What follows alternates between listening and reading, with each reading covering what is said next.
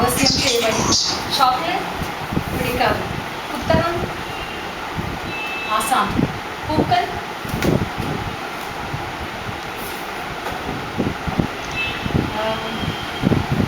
வாசம். நீங்கள் அடிக்கடி சொல்லும் பொய்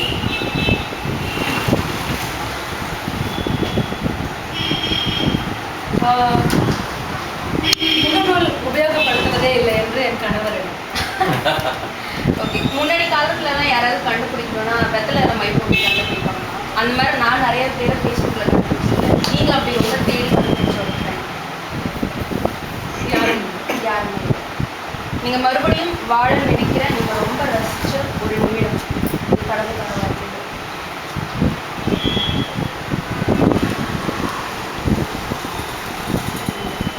இன்னதுலேருந்து 5 இயர்ஸ்க்கு அப்புறம் நீங்கள் என்ன பண்ணிட்டு இருக்கீங்க, என்ன பண்ணணும்னு நினைக்கிறீங்க? அது தெரியாமல் இருக்கிறது தான் வாழ்க்கையோட அழகு. Okay. One thing you cannot live without. நீங்கள் மட்டும் ஆங்கிலம் அது பரவாயில்ல. நான் கேள்வி நீங்கள் இது இல்லாமல் வாழவே முடியாது. அது ஒரு கண்ணாடி. ஓகே. பெண்கள் அரசியலுக்கு வருவதை பற்றி இட ஒதுக்கீடு செஞ்சு வரக்கூடாது. அவங்க வந்து சமமாக போட்டி போட்டு வரணும்.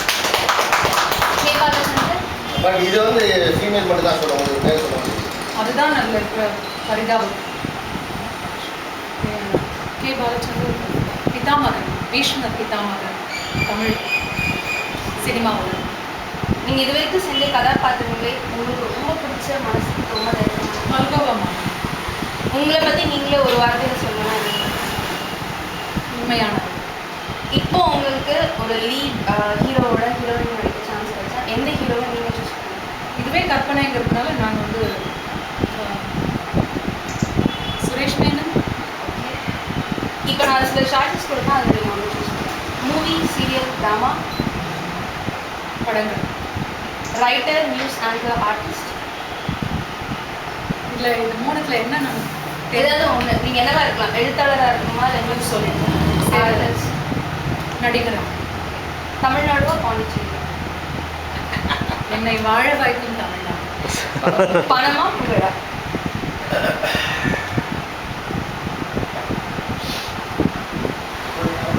பணம்.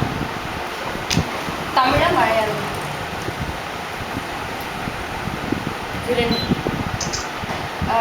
உங்களுக்கு அட் எ டைம் 3 நல்ல ரோல்ஸ் கிடைக்குது. கேவி சார் கிட்டேருந்து, மணிரத்னம் சார் கிட்டேருந்து, சங்கர் சார் கிட்டேருந்து.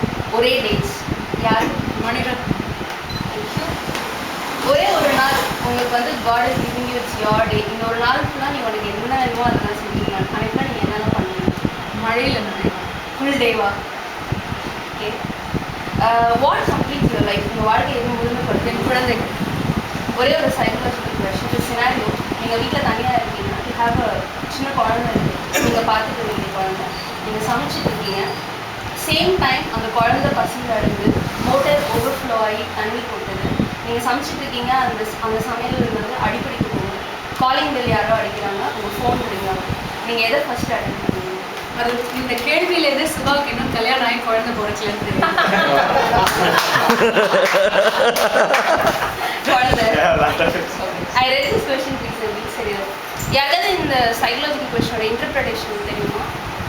சொல்லுங்க. பர்சன் இஃப் சம்மன் சேஸ் நான் குழந்தை தான் ஃபஸ்ட்டு அட்டன் பண்ணுவேன், very emotional family oriented person, நான் மோட்டர் தான் ஃபஸ்ட்டு ஆஃப் பண்ணுவேன், குழந்தைய அப்புறம் சமாதானப்படுத்திக்கலாம், அந்த மாதிரி சொன்னாங்கன்னா சோஷியல் வெல்ஃபேர் கன்சர்ன் நிறைய இருக்க பர்சன். சமையல் பற்றி சொன்னாங்கன்னா வெரி ஃபினான்ஷியலி ஓரியன்ட் பர்சன்.